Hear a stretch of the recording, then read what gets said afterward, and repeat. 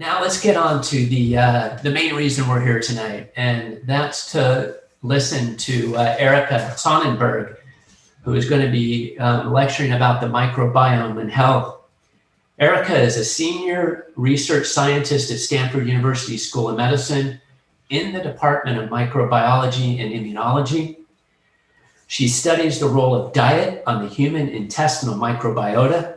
She has published her groundbreaking scientific findings in prestigious journals such as Cell, Science, and Nature.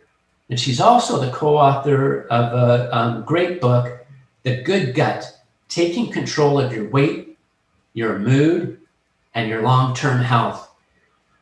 I can't think of a better topic to have right now as we're all struggling with changes in our lives with the pandemic. So thank you again to all the participants, and thanks to Erica. Welcome. Okay, thanks so much for inviting me and giving me this opportunity to speak. And I'm hopeful that in the next 45 minutes or so, you guys can get a break from listening to lots of conversations that we've had recently about viruses, and instead talk about my favorite type of microbe, which are bacteria. And I'm going to talk to you about some of the studies that we've been doing in our lab here at Stanford, understanding how we can use diet as a lever to improve our microbiota and our health. So I want to start with a picture of the microbiota or microbiome. I use both terms interchangeably so that we can get a visual on what exactly we're talking about. So in this image here, in the top left, are all the bacteria that are residing in a colon. And these are all the little tiny jelly bean looking things that you see here. Those are all different types of bacteria. And in the bottom right of this image, those blue circles, those are nuclei of intestinal cells. So this is where the intestinal wall sits. And this green stripe that you see through the middle is the mucus layer that our intestinal cells secrete. And it's sort of like a fence that we've created. And we like to think of this fence in terms of the expression, good fences make good neighbors. If that fence is in good shape, then our microbes stay where they're supposed to stay within the lumen or the inside of our colon, versus when the intestinal mucus layer thins, and there's concern that microbes can then penetrate that wall and get inside of our tissue, which is not where we want these microbes to be. So what we've learned over the past 20 years of really understanding more completely about our gut microbiota is that humans are in fact a walking ecosystem. We harbor trillions of microbes. In fact, close to 100 trillion reside just within our gut. And I hope that this image really gives you kind of a profound understanding of just how integrated these microbes are to our biology. They are sitting right next to our cells. There's lots of them, and they are as integrated into our biology as our heart would be, or liver, or any other organ. If we add up the total number of genes that the microbiota harbors, it's actually 100 times more genes than our own human genome. So if you want to think about yourself in sort of a genetic standpoint, from a genetic standpoint, we're actually more like 99% bacterial and only 1% human. And in my talk today, I'm going to talk about the promise of the microbiome as a therapeutic target, the connection between what all of us in the industrialized world harbor, this industrialized microbiome, and how we think that this is connected to a lot of diseases that we see rising in the West.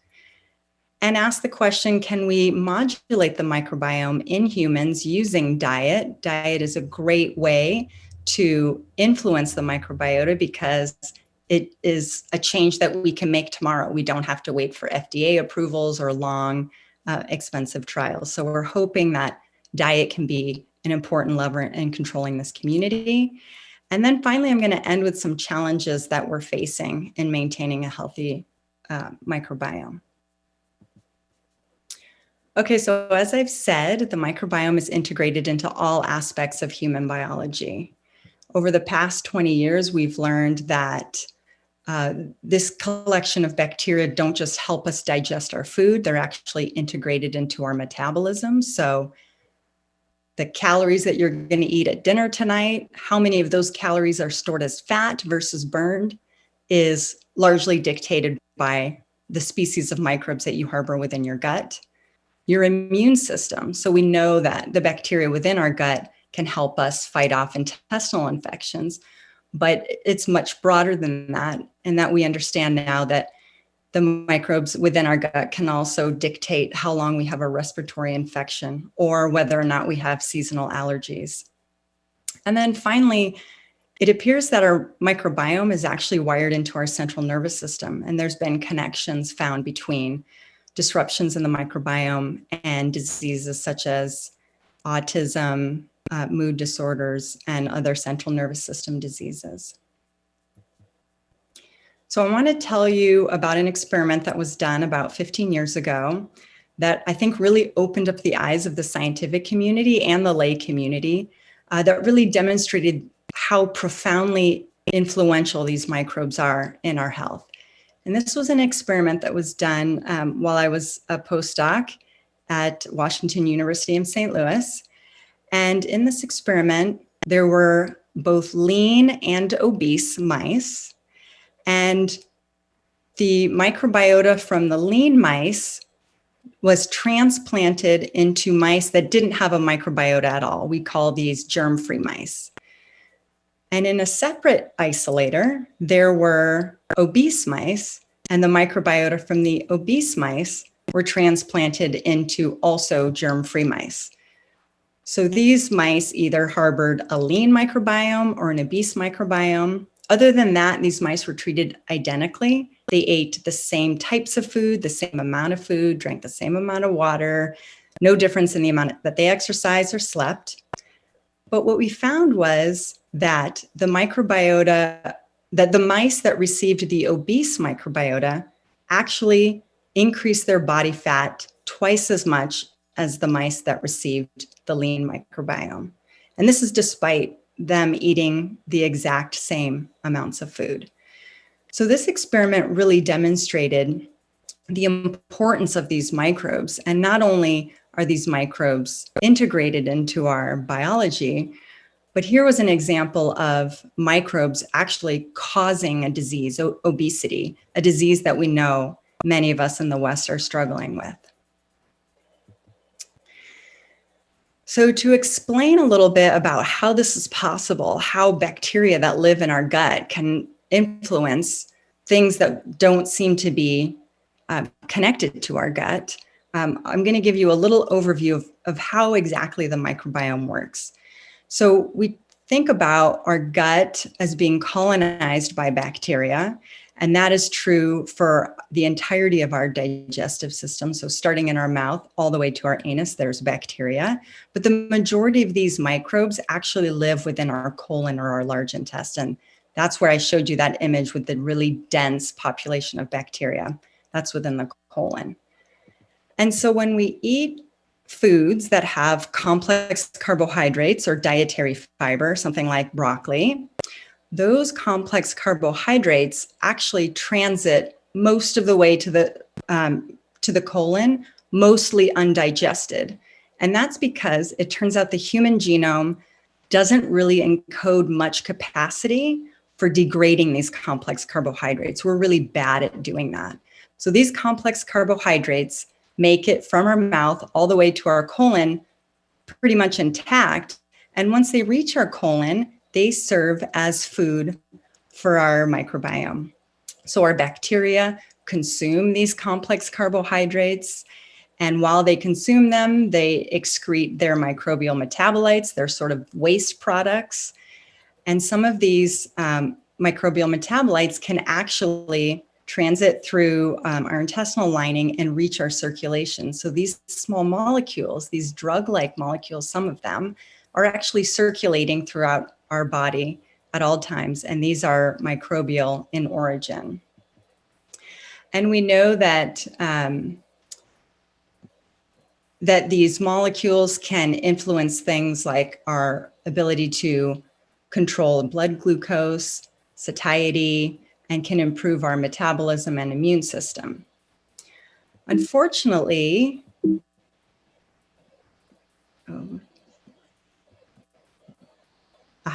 unfortunately, in the industrialized world, we don't eat a diet that's very rich in complex carbohydrates.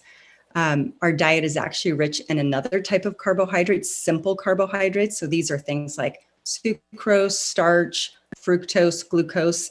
These simple sugars, it turns out, our human genome is very well adapted to degrade these simple carbohydrates. They get absorbed early in our digestion in our small intestine, and these sugars can then enter our circulation. And this is where we run into troubles with things like insulin resistance, metabolic dysfunction, and increased inflammation.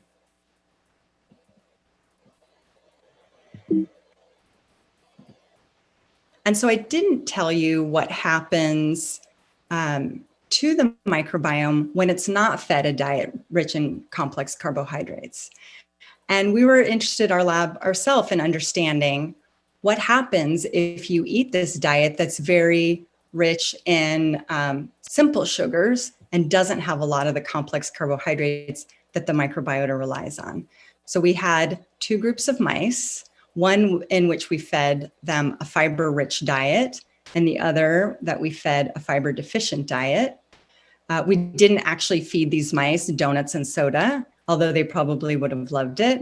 But the nutritional component of the diet was very similar to a donut and soda diet. And then we asked the question, what happens to the microbiota of these mice? And we took pictures similar to the one that I showed you at the beginning of the talk. So this is a cross-section of the colon from these mice. And if you look at the mice that were eating the fiber-rich diet, you can see the bacteria are on the right side, the sort of red little dots there. Those are the microbes. The yellow that you see there is actually plant cell wall material. This is the complex carbohydrates that the bacteria are consuming.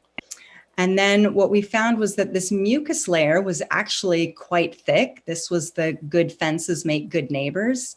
And the immune system of the mouse seemed to be doing fairly well. In the fiber deficient mice, however, we saw that this mucus layer was actually quite thin relative to the fiber-rich diet mice. And what appeared to be happening was, in the absence of complex carbohydrates from the diet, the microbes in the gut were forced to rely on the only complex carbohydrates that they had access to, which is found in that mucus lining. So it turns out the mucus lining actually contains quite a bit of rich complex carbohydrates that the microbes can use as a backup carbon source when we don't eat a fiber-rich diet. So if you eat a fiber-deficient diet, as was happening in these mice, the microbes, in fact, start eating you. You become the food source now for these bacteria because you haven't provided the plant-based complex carbohydrates that these microbes rely on. In addition to this thinning mucus that we saw in the fiber-deficient diet mice, we saw a bloom in mucus-degrading bacteria. So those microbes really took over in this situation. And in the mice, we also saw increased markers of inflammation, an indication that this was not beneficial for the health of the mouse. We know in the West and throughout the industrialized world that inflammation-driven diseases are rising. Childhood obesity, which has always been quite high in Western countries, is actually rising fairly quickly globally as well. So this is turning into not just an industrialized problem, but as countries around the globe adopt our lifestyle, we're seeing the effects of that in terms of disease and specifically childhood obesity. We know that immune disorders are rising in the industrialized world as well. Autoimmune diseases like Crohn's disease, asthma, type 1 diabetes, all rising quite rapidly. And so if we understand that microbes influence our health profoundly, the question we can ask is, can we then manipulate these microbes in order to improve our health? If they have so much power over our biology, can we take some of that power back through understanding how they work and manipulating them in a way that benefits our health? And so one question that our lab at Stanford is very interested in answering is a very basic question. What is a healthy microbiome? What does a healthy microbiome look like? Because you can't solve problems that are rooted in a diseased microbiome if you don't understand what a healthy microbiome is supposed to look like. And unfortunately, for the past 20 years or so, much of the answer to this question has been answered using, in our opinion, a flawed model. And that model is, I think, perfectly illustrated by this Banksy art that he did. And the flawed model is that in the industrialized world, we have a human genome that is actually very similar to that of our Paleolithic or Neolithic ancestors. Our genome evolves quite slowly. You know, our generation time is about 20 years or so. The microbiome, on the other hand, adapts quite rapidly. Their generation time is about 20 minutes. So if you change what you're eating today, your microbiome will look different tomorrow. And that, from an evolutionary standpoint, was a very adaptable part of our biology. Here was an aspect of our biology that could really change rapidly depending on the food resources that we had at the time. Unfortunately, in the past, say, 50 to 100 years, our diet in the industrialized world has shifted towards that which is basically unprecedented in the history of humanity. And this is a diet that's very rich in processed, sanitized, calorie-dense, but nutrient-rich food. And so by studying the microbiome of Western individuals, these are people that are consuming this kind of diet, we worried that we weren't really going to adequately answer the question of what makes a healthy microbiome.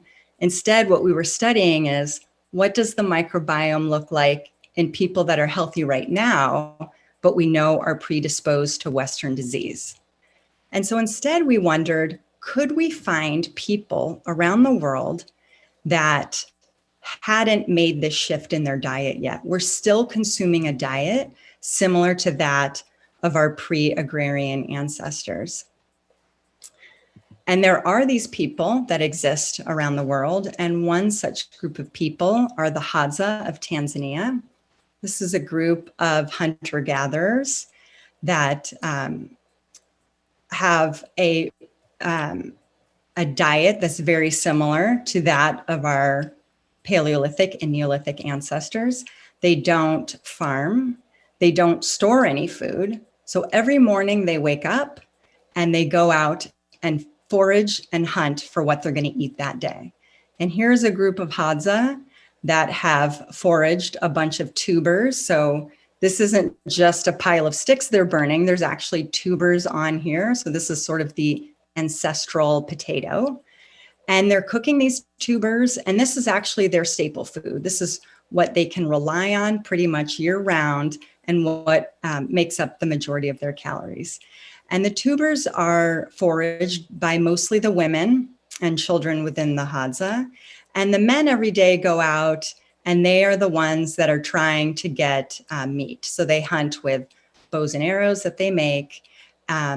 Some days the hunts are successful and they will have a great meal of meat, but many days the hunt is not so successful and they subsist on basically a vegetarian diet.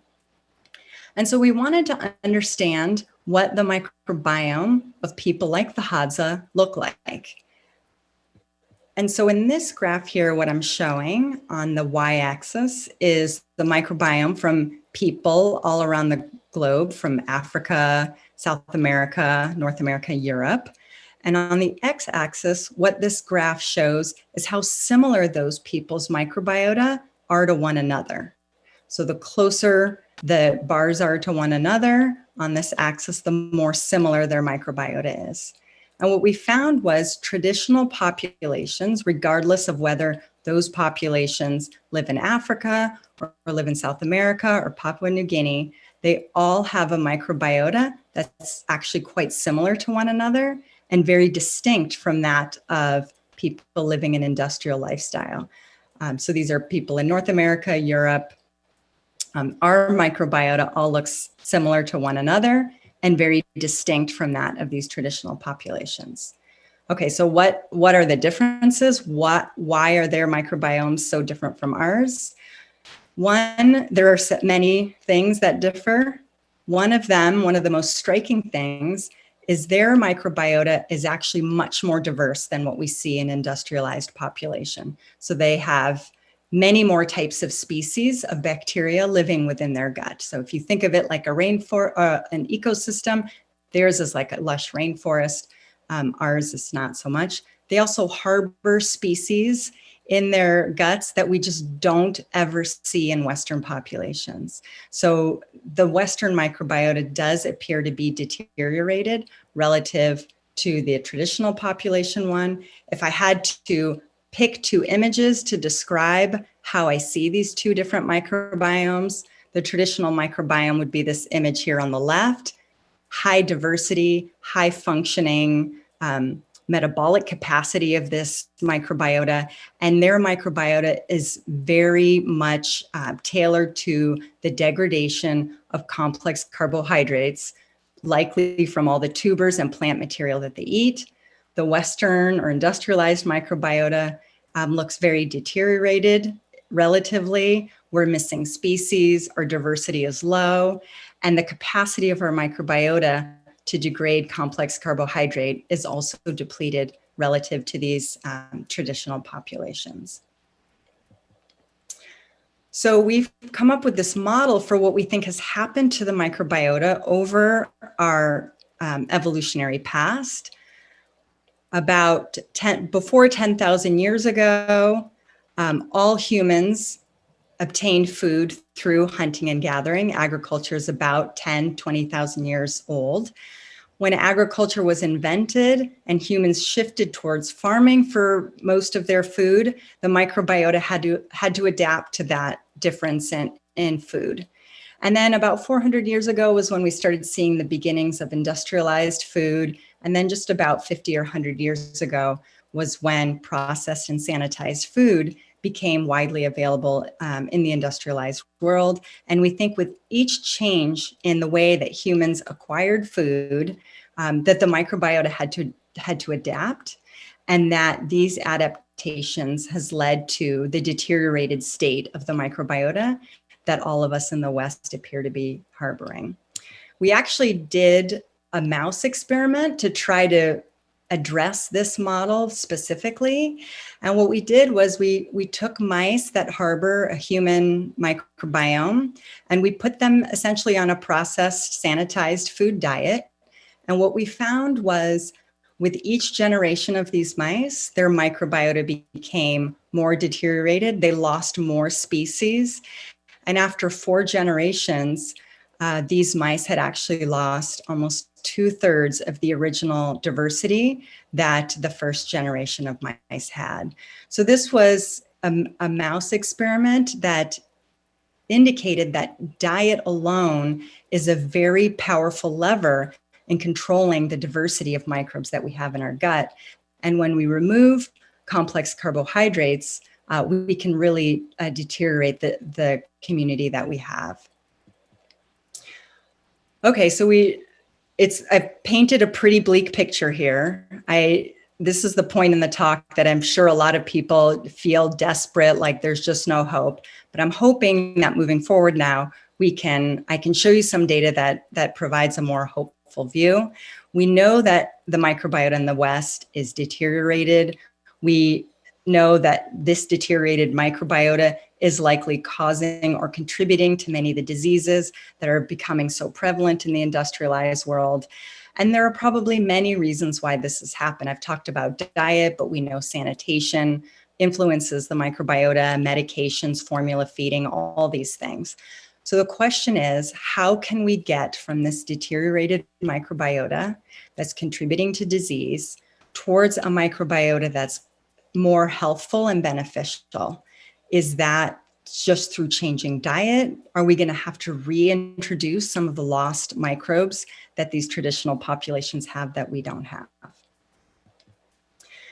And so my husband and I have started this Center for Human Microbiome Studies, where we're trying to develop humans as a model for understanding the microbiome. Our lab has done a lot of mouse experiments, and those experiments are great in that we can really dissect what's happening to the microbiota and the host in a mouse model. But at the end of the day, they are mice. And what we really want to know is how we can influence in a positive manner the microbiome for humans.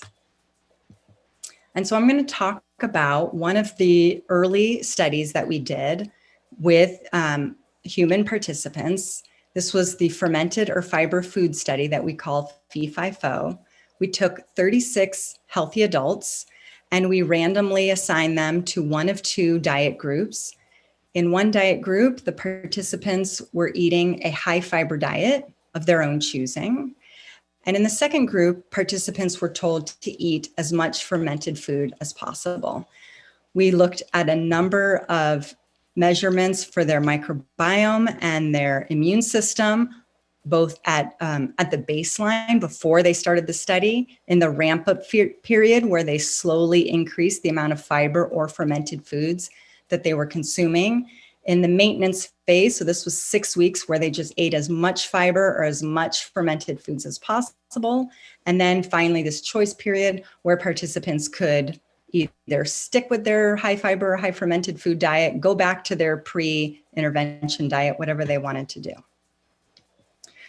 Okay, so can people do this? And the answer is yes. Human participants in studies are amazing. I'm used to working with mice that always do exactly what I tell them. So I was a little bit worried in working with a human population, but they did an amazing job. And you can see in the high fiber group here, participants on average were eating about 20 grams of dietary fiber at the beginning of the study. And then by the maintenance phase, they had almost doubled that, over 40 grams of dietary fiber. So amazing job there. This dotted line shows what the fermented food group did. So they were not told to increase their fiber, the amount of fiber in their diet, and they didn't do that. So that was great.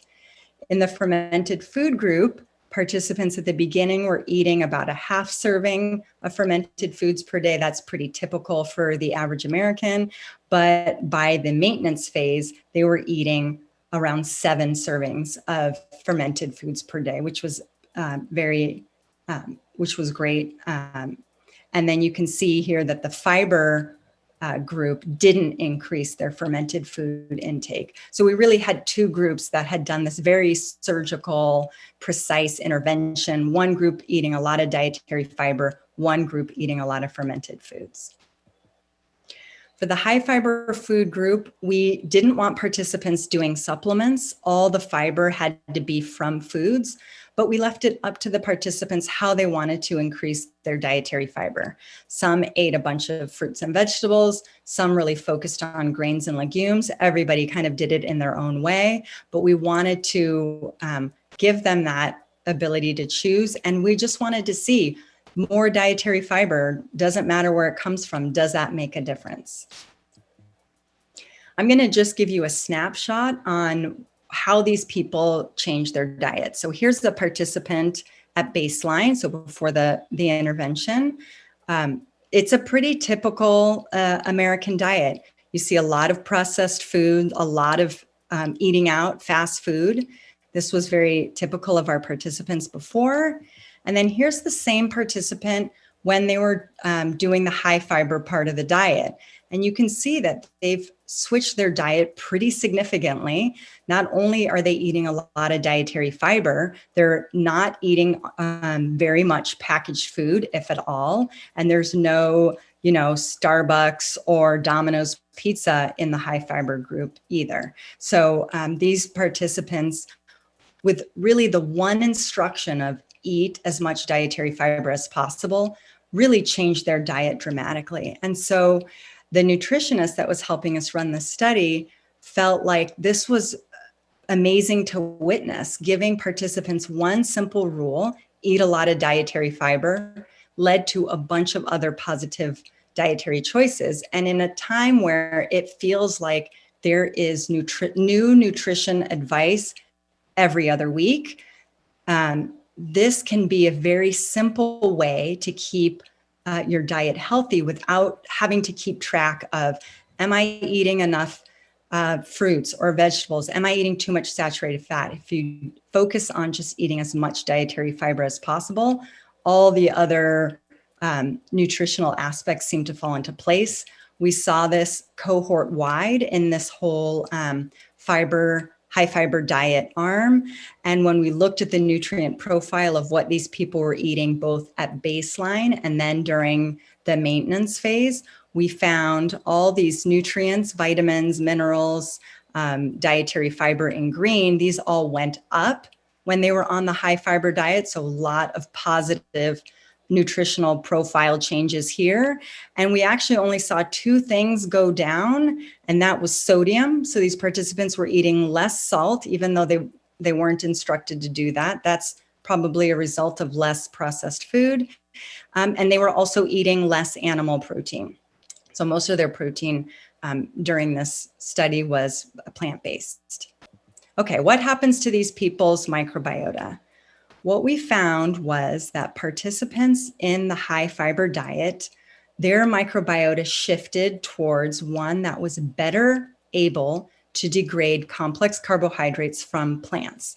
So if we look at baseline in white, the maintenance phase, this is when they're eating the most fiber in green. And this is the amount of these complex carbohydrate degrading enzymes that we found in their microbiota. And all these guys go up when they're eating the high fiber diet. So this microbiota now looks more like the Hadza, and that it is shifting its metabolic capacity towards that of degrading plant complex carbohydrates. We also saw that the small molecules that the microbiota was releasing into the gut looked beneficial as well. So these are some small molecules that are thought to be detrimental to human health. And what we found in the high fiber diet participants is when they were consuming the high fiber diet, these three molecules went down in abundance. So indicating that they had an improved metabolic profile within their microbiome. The other thing that happened to these people's microbiomes is they actually grew more bacteria. So we measured the amount of bacteria that was within these people's gut at baseline and then during the high fiber diet maintenance phase, and they actually had more bacteria. So indications of little seedlings in their ecosystem now sprouting and growing this more rich ecosystem. Okay, what about their immune system? What happened to that in the high fiber diet arm? That ended up being a little more complicated. So we had expected an overall decrease in inflammation in these participants, and instead what we found was three distinct responses. So here in this figure, each row here is an individual participant, and each column is a different measure of the participant's immune system and how it's functioning. And if in general, if the bar becomes more red, that's an indication that it's becoming slightly more inflammatory. And if it's becoming darker blue, then it's an indication that it's becoming less inflammatory. And we found that there were participants that in this one cluster whose inflammation appeared to get worse on the high fiber diet, and then these two other groups that in general had trends going down. And so we wanted to understand, why did some participants seem to have lowering inflammation on this high fiber diet, whereas others did not? And so we went back and looked at the microbiota of these participants at baseline before they started the intervention. And what we found was that the participants that had this sort of higher inflammation output were the participants that had lower microbiota diversity to start. So these were the participants that had sort of the most deteriorated microbiota of the group. And participants that had higher microbiota diversity at the beginning of the study were the ones that really benefited from the high fiber diet intervention. So this indicated that there were aspects of the immune response to the high fiber diet intervention that was not generalizable, but in fact participant specific. So we learned that high fiber foods improved the nutrient profile of the diet, shifted the microbiome towards more plant degrading capacity, improved the microbiota function and density. They had more bacteria than before the intervention, but the immune response to the intervention was individualized, but related to the starting microbiota diversity that these participants had. Okay, let's shift over now to the fermented food group. So this was a group, in this arm, participants didn't have to change anything in their diet other than incorporating as much fermented foods as possible. They ate all kinds of stuff, kimchi, sauerkraut, yogurt, kombucha. They could do whatever they wanted for fermented food. Unlike the high fiber diet group, the fermented food arm, their nutrient profile didn't really change much. The only difference that we saw was an increase in the amount of animal protein they consumed. And this came from fermented dairy foods like yogurt that they were eating more of. We were concerned that perhaps participants' sodium intake was going to go up. A lot of fermented vegetables have a lot of salt in them, but in fact, we didn't see that. So as participants were consuming more salty fermented foods, they must have been cutting it out in other aspects of their diet, probably without even realizing it. Okay, what happens now to the microbiota of participants consuming fermented food? We saw a dramatic cohort-wide increase in microbiota diversity. These participants at the beginning of the study had about 100 different species that we could detect in their gut. By the end of the study, they had over 125 species. So they gained on average another 25% of microbiota diversity on top of where they started. And at first, when we saw these data, we thought, well, I guess that makes sense. I mean, they're eating bacteria, right? Fermented foods have live microbes in them. So this increase in species that we're detecting is just the bacteria that these people are consuming. And so we wanted to test that directly. So what we did was went out to the grocery store. We had food logs from all these participants, so we knew exactly what they were eating. We went out to the grocery store and we bought all the same foods that these people had consumed. We then struck these foods out onto these agar plates to see if there was actually live bacteria found within these foods. And turns out there were in every food. So when that label says live and active microbes, they mean it. There were live and active microbes in every fermented food that we tested. Then we went and identified which each of these strains of microbes that we detected in the fermented foods, what those microbes were. And this is the list that we have here in the middle of the different bacteria that we found in these foods.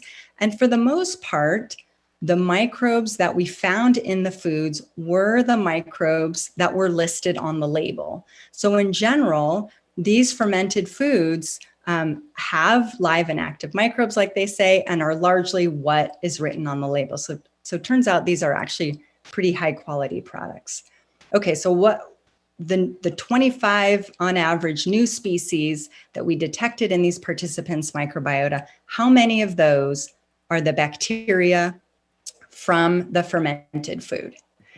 When we looked at that, it turns out that this small sliver here, which is about 5% of the new species that we detected within the gut of these participants, came from the foods that they consumed.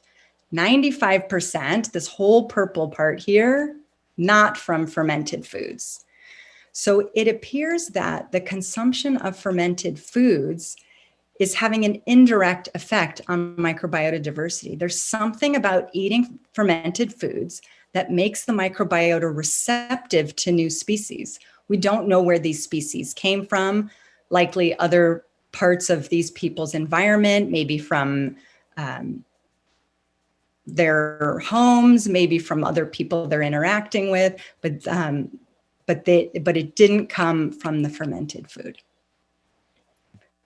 Okay, what about these participants' inflammation and immune system?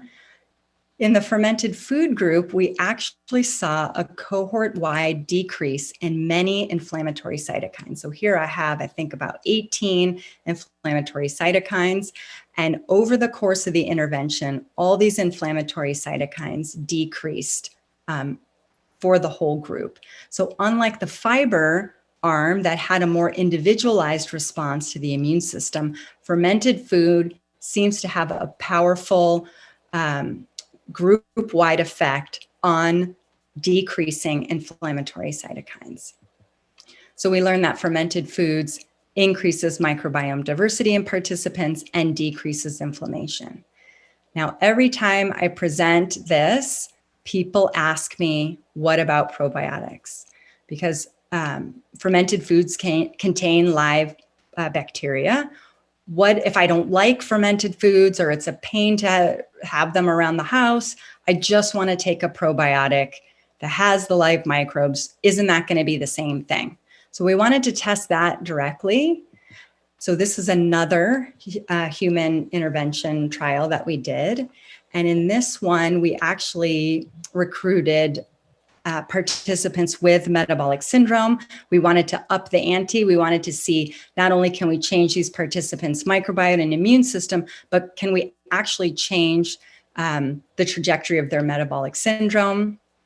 This was a double-blind placebo-controlled study. So 14 of the participants were randomly assigned to a placebo group and 28 took a probiotic twice a day for 10 weeks. We have baseline, intervention, time points, washout, blood, stool, so we can measure their microbiota and their immune system during this intervention and ask the question, can probiotics improve participants' microbiome, decrease their inflammation, and reduce the severity of their metabolic syndrome?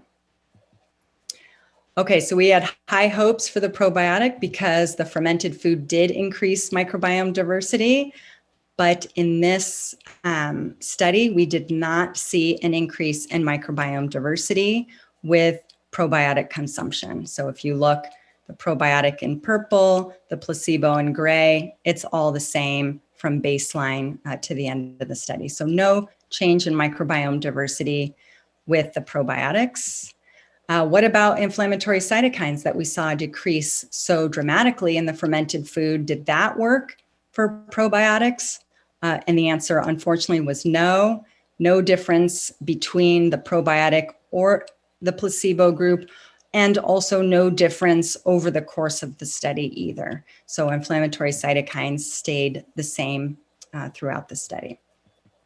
Okay, what about markers of their metabolic syndrome? We looked at insulin, glucose, lipids, all those things unchanged during the study.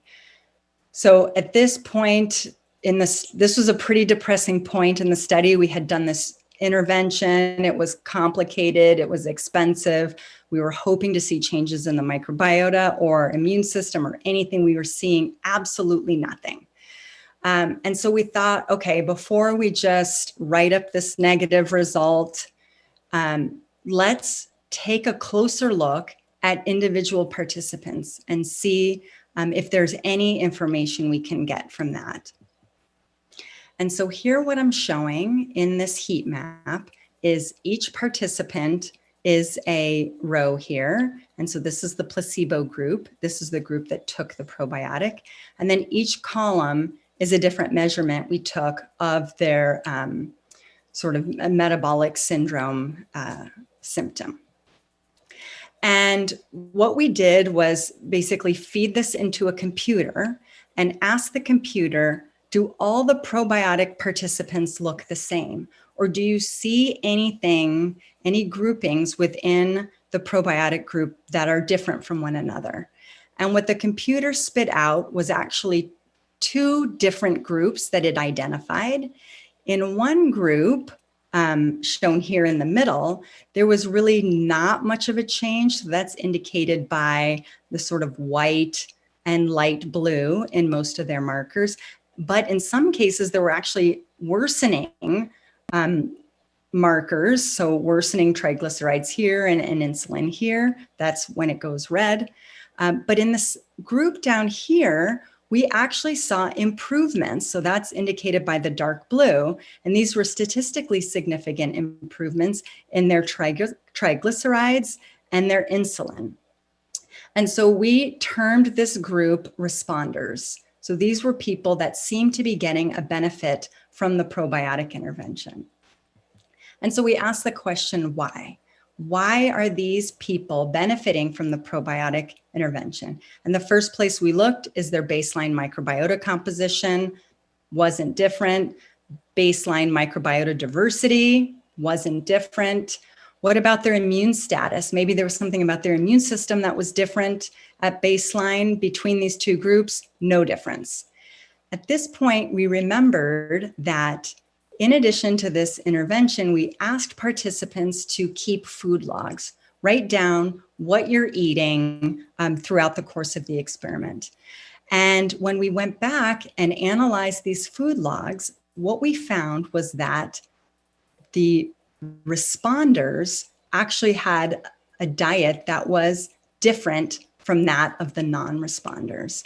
And specifically, these responders were eating more vitamins and minerals and had a slight increase in their dietary fiber consumption. But in general, what we observed was that the responders were eating more plants in their diet than the non-responders. So this was an indication that to gain the full benefit of this probiotic, you had to be eating a diet that was more rich in plant complex carbohydrates. So what these studies taught us is that fiber and fermented foods do different things to our microbiota and our immune system. So if we go back to our broccoli example, when you eat a high fiber diet, those complex carbohydrates make it to the colon where the majority of our gut bacteria live. And these gut bacteria consume these complex carbohydrates. That resulted in participants having a denser community of microbes within their gut, better function of those microbes, more capacity for plant carbohydrate degradation. And we also saw lower inflammation if participants had a higher baseline microbiota diversity. In the fermented food group, what we found was that the consumption of fermented foods led to a higher diversity of their microbiota and lower inflammation. And for probiotics, what we found was that probiotics appeared to work best in the context of a better diet. So these data really point to a diet that blends both high fiber and fermented foods as having the likeliest, most beneficial impact on the microbiota and the immune system. So here I have some examples of blending high fiber and fermented foods, yogurt with nuts and berry, kimchi fried rice, which is a favorite in my house. So just different ways that you can incorporate high fiber foods and fermented foods we think would have the most benefit. So at this point in the presentation, I'm sure you're all thinking, okay, I'm convinced. Tomorrow I am going on a high fiber, high fermented food diet. If Erica can just give this talk to a bunch more people, then we can reverse trends of inflammatory diseases and global obesity trends and problem solved, right? But I'm going to talk to you now about why This is a lot easier to explain than to solve. When we did our study on the microbiome of the Hadza hunter-gatherers, this was published in Science, and the journal decided to feature our article on the cover. And they chose this photo, which is a photo of a Hadza gentleman holding a piece of honey. For this man to get honey, what he had to do was hammer pegs into trees, because most of these hives are high up in trees. He had to start a fire on some twigs. He had to climb those pegs, holding his branches of fire, so that he could then smoke the bees out and grab the honeycomb. And you can see actually in this picture here, his finger's swollen. So he's getting stung this whole time. And Hadza have actually died from this endeavor. They get up there and, you know, there's bees everywhere and they fall. And so everything that this man had to go through to get this honey, if we had to do that every time we wanted a Frappuccino or a donut or something like that, we would eat way less of that food. And so what has happened through our evolutionary history is because before processed sanitized food existed, getting calorie dense things like honey or meat required risking our lives. We had to climb trees, we had to go out and hunt with bows and arrows. And so our brain had to really reward us for that because these were dangerous endeavors.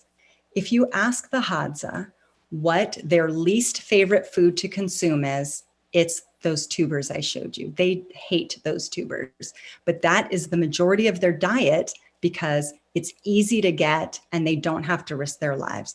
So these Hadza are eating a high fiber diet, not by choice. This is what's available and easy for them.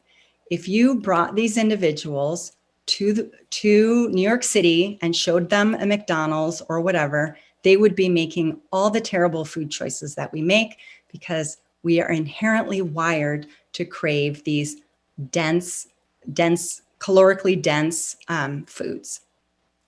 And so it raises this question of how can we make good food choices when in the industrialized world, we essentially live in a convenience food environment where calorie dense, nutrient poor food is readily available and inexpensive.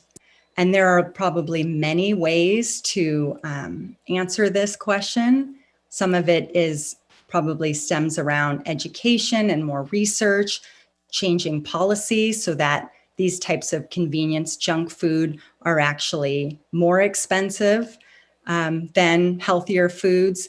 Maybe it's some answers are in food technology, making what is inherently unhealthy food but tastes good more healthy. Somehow can we, insert dietary fiber or other healthful nutritional components into sort of junky food.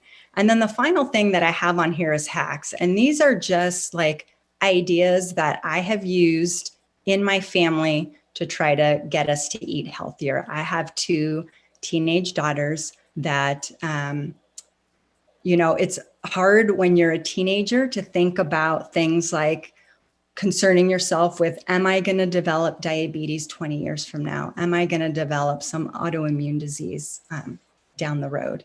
And so these hacks are ways that I've come up with for trying to make our family make healthier choices and doing that in a way that's as easy as possible. So these are things like not buying foods in the grocery store that I wouldn't want to eat. So that means like minimizing the number of packaged foods that I buy.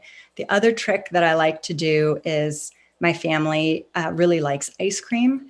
And I try to make it a rule not to buy ice cream when I go to the grocery store. So after dinner, if we're all sitting around and we're like, oh, ice cream sounds really good, because I won't buy it at the grocery store, what that involves is us getting in the car and driving to a place and getting ice cream. I'm trying to recreate the climbing up the tree and smoking out the bees, making it hard to get those kinds of food. And some nights we decide we are up for it. We're going to get in the car. We're going to go get ice cream. But most nights we're just like, oh, never mind. Instead, I'll have an apple for dessert. So I just want to throw that out there and get people thinking about ways that we can try to trick our brains into choosing more healthful choices. And so finally, I'll just finish by acknowledging the members of our lab that have done much of the work that I've shown you today, and then our various funding sources. And then, as mentioned, my husband and I wrote this book, The Good Gut. So if you're interested in learning more about the microbiota and how it relates to health and disease, I suggest that you take a look at that book. And thank you so much. And I'm happy to answer questions that people have. Well, Erica, that was absolutely terrific. You got to be able to hear someone clap. That was truly phenomenal. Walk through the science of the microbiome, and then importantly, some of the important interventions that you're trying to explore that could really help change the microbiome. And being a cardiovascular outcomes clinical trialist, I certainly hope at some point in time you're going to be able to show true impact on important diseases as you further understand what kind of needs to be impacted in the microbiome to see those important outcomes. So doesn't surprise me from the Project Baseline Health Study participants. We have lots of great questions, and we have about 10 or 11 minutes to go through some of these. So I'm going to ask these to you in kind of rapid succession, and maybe we could have, as brief of answers you think you can provide so we can get through many of them. But if you need to go into much more detail to help explain it further, of course, take your time. So the first one, and very appropriate with the pandemic, how does sheltering in place and limiting contact with the world beyond your home or bubble impact your microbiome? And if so, anything you recommend? Yeah, so, I've thought a lot about that. I talked a lot about diet and the influence of the Western diet on our microbiome. But another thing that we know influences the microbiome is sanitation. And one of the differences between these traditional populations and industrial populations is that we just have so much more sanitation here than they have. And it's clear that exposure to environmental microbes is something that our biology expects, because for our evolutionary past, this was something that was just a part of our daily life. And when this pandemic hit and I saw hand sanitizer flying off the shelf, the first thing I thought of was like, this is great for right now, but my worry is that we're going to even go further into being more sanitized than we already are. And we know that there's a cost associated with that. Now, of course, we don't want to go back to drinking dirty water or not washing our hands, because the risk of exposure to pathogenic microbes is too high. So the question is, how can we expose ourselves to benign, beneficial, healthy microbes? And I think the answer for that really is fermented foods. These fermented foods are teeming with bacteria. They speak to our immune system. They're interacting with our microbes. And these are a safe way to expose ourselves to bacteria at a time when we are, Clorox wiping everything. So I would just encourage people to find safe ways to interact with environmental microbes. And that can be consuming fermented foods. That could be, gardening projects in your yard where you're not spraying pesticides or insecticides and you're getting dirt on your hands. And maybe you're not being so careful about washing your hands. We have a dog in our house. When he just is hanging out in the backyard and we're petting him, I don't worry about washing my hands before I eat or put my hands near my mouth. And that's just a way of trying to get microbes sort of back into our system. That's great. You answered this in part, but is about probiotics. There's a lot of them on the market. And you have some data now showing that maybe in some people, if you modify your diet a bit, you could be a responder with a probiotic. Do you have enough information yet to say to people, if you want to change your diet and you want to take probiotics, that might be an okay thing to do? Or do you think more work is needed? I mean, I think more work is needed if we want to really make precision recommendations. So ideally, the situation would be we would understand enough about these probiotics and how they interact with a person's specific microbiome in a way that we could say, here's what your microbiome looks like, here's the disease we're looking to treat, here's the probiotic that we know through studies will benefit you. Unfortunately, we don't have that data yet, although I think moving forward, as more of these studies come out, we will eventually get that data. But it's clear that there are benefits for probiotics. But at this point, it's sort of, we have to be kind of experimentalists and try them and see, I'm going to try this probiotic A.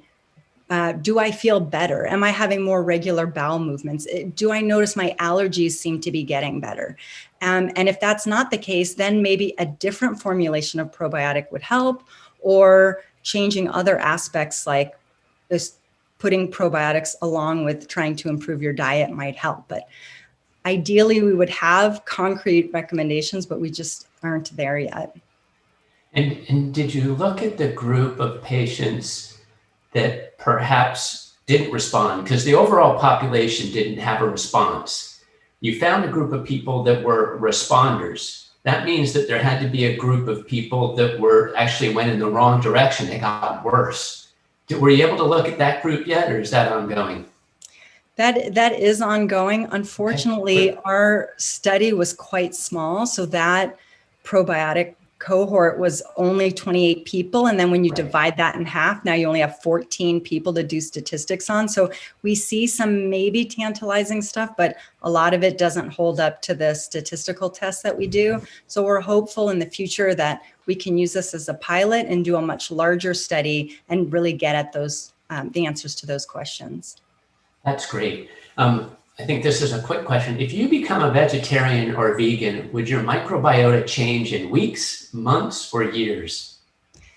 Yeah, so I mean, I hope what I've been able to get across is that the microbiome is quite responsive to our diet and our environment. And so if you change your diet tomorrow, like literally tomorrow, your microbiota will change. Those changes are small. And so what we see is that while the microbiota is quite responsive, it does have this tendency to revert back to the community that you had prior to your changing in diet. And we think that this actually may be part of the reason why weight loss is so difficult. You get people to, people can change their diet, lose weight, but there's this force that seems to be bringing them back to their pre-diet weight. And we see when we look at microbiomes of people that have lost weight, their microbiome is also shifting back to their pre-diet form. And so while the microbiota is responsive on a short term, if you really want to have long lasting changes to your microbiota, you need to sustain those dietary changes over long periods of time. And we don't know how long it takes. So, if you're I eat meat every day kind of person and tomorrow you become a vegetarian, it may take your microbiome several years to sort of forget the meat eating state that it was in and really entrench in your new sort of vegetarian microbiome. So the answer is actually kind of, two different time scales. Yeah, no, that's the tough part. It's the sustainability of any kind of intervention over time. I tell the story, many have heard it already. My wife was a vegetarian before she met her cardiologist, meat-loving husband of the future, and then now she eats meat as well. So it is hard to sustain that over time. Does the gut microbiome exclusively contain bacteria, or does it also include fungi and other viruses? It's all there. Fungi and viruses are there. Most people, when they talk about the gut microbiome, are talking about bacteria, and that's just because that's mostly been what we've studied. But there are actually even virus. So, bacteria have their own viruses. Those are called bacterial phages. And those are in the microbiome as well. And so, these bacteria really have it tough in our gut. Like they're trying to survive on the food we're eating. And then they're dealing with their own viruses that are in there too. So it really is like an ecosystem. There are predator-prey interactions going on. And there is, basically every microbe under the sun is there. Fantastic. Let's do maybe two more questions and be respectful of people's time. Statin drugs, commonly used in people with and without cardiovascular disease. Does it affect the microbiome? Yes. So there is evidence that these drugs, like many drugs, influence the composition of people's microbiota. And that's the thing I think the past decade of research has really brought to light is just, we have to start thinking about these microbes as an integral part of our biology. So if you shift one aspect of your biology through drugs or whatever, that has a reverberation on the microbes in the gut. So the microbiota is sensitive to these kinds of things. And statins and metformin are two drugs that do influence the community. That's great. It's the intersection, right, of the microbiome, inflammation, metabolic syndrome, cardiovascular disease, many cancers now, and other chronic conditions. So it's really, our understanding of this has evolved tremendously. Mm-hmm. Last question, hopefully not a complex one, but how can I know if my microbiome is optimal or not? That's a tough one. I think, I think a few years ago, before we were studying these traditional populations, we had a sense of that based on studies of healthy Westerners. I think now these traditional populations making me question everybody's microbiota in the West and how healthful it really is. What I tell people is, at this point, there's no test. We were hoping there would be this like list of bad bacteria and list of good bacteria. And you could just kind of tally up what you had. That doesn't appear to be the case. This is a complex ecosystem. And so it's not just which microbes are there, but what they're doing and how they're interacting with the other microbes that are important. People just need to, I say, pay attention to your bowel movements. You want those to be regular. You want those to be, passing easily. That's an indication that you have a microbiota community that's doing well. Other than that, we're just sort of like still trying to figure out what a healthy microbiome looks like. And it'll probably be different depending on your age, depending on, other things happening in your life. And so there won't be one simple healthy microbiome. There'll be probably many configurations. Well, thanks. I guess it's a good plug to get those stool samples sent in once we restart the visits again so we can start studying this in larger populations. Yeah, absolutely. Erica, thank you again. Absolutely terrific presentation. Many comments on the internet saying it was a phenomenal talk and much appreciated. So thanks for joining us this evening. Appreciate it. Thanks so much. And thanks to you all. Thanks to all of you who came and listened tonight and joined us. Thanks to you for your continued commitment to the Project Baseline Health Study.